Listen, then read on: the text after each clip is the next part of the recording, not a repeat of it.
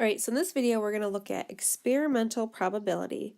Now, experimental probability is where you're finding a probability based off of some experiment and data that has been gathered. So in this example, we are rolling a six-sided die 115 times. So that 115 tells us the total.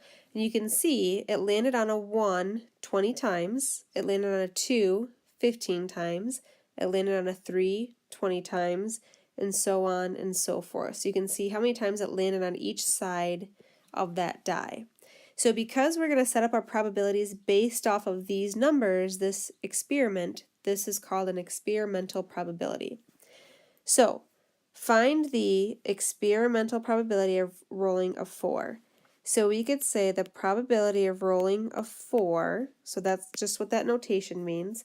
So what you want to look at is see, well, how many times did we roll a 4? So you look at the die and you say, okay, we rolled here's our 4, we rolled it 25 times. So we rolled a 4 25 times out of how many total times was this die rolled? That's where that total comes in that we were given in the directions. 115 times. So 25 divided by 115. And then what you just want to do is see what the directions are looking for. Should you reduce this and have a reduced fraction as your probability? Should you divide it out to get a percent? We'll go ahead and get a percent. If you divide that, you get a 0.217. Turn that into a percent, move the decimal over 2 spots, 21.7%. So what that means is 21.7% of the time in this experiment, we rolled a 4. All right, so that's how you set up a probability. All right, next one, find the experimental probability of rolling a 2 or a 5. So what's the probability of rolling a 2 or a 5? Well, how many times did we roll a 2? If you look up at the die, you can see the 2, we rolled 15 times. So that's going to be 15. But we don't want to know the probability of rolling just a 2. We want to know the probability of rolling a 2 or a 5. So we actually add those together. So how many times did we roll a 5? And if you look at the 5, well, that one only got rolled 5 times. And then you take that number and divide by the total of 115. So this is going to give us 20 divided by 115. And let's go ahead and do the percent again. 17, I'm running to the nearest tenth, 17.4%.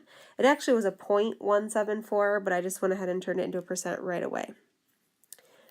Okay, so I think we're hopefully getting the hang of the experimental probability. Let me scooch this up just a little bit more.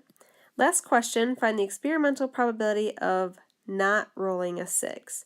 So we have to be careful and make sure we don't miss important words like not, because they don't want to know the probability of rolling a 6, they want to know the probability of not rolling a 6. So basically what they're saying is, how many times did we not roll a 6? Well, we rolled a 6 30 times. We did not roll a 6 this many times when we rolled a 1, 2, 3, 4, or 5. So you could add up the 1, 2, 3, 4, 5, that 20 plus 15 plus 20 plus 25 plus 5, and get the number we need. Or you could say, well, if you know there's 115 total and subtract out the 30, that will give us how many times you didn't roll a 6.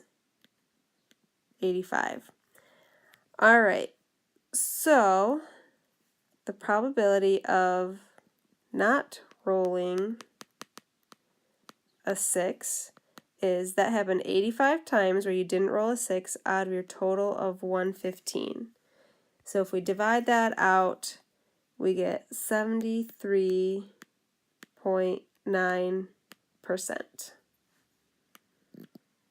And that's how you set up an experimental probability. You do the probability based off of the data that they gave you.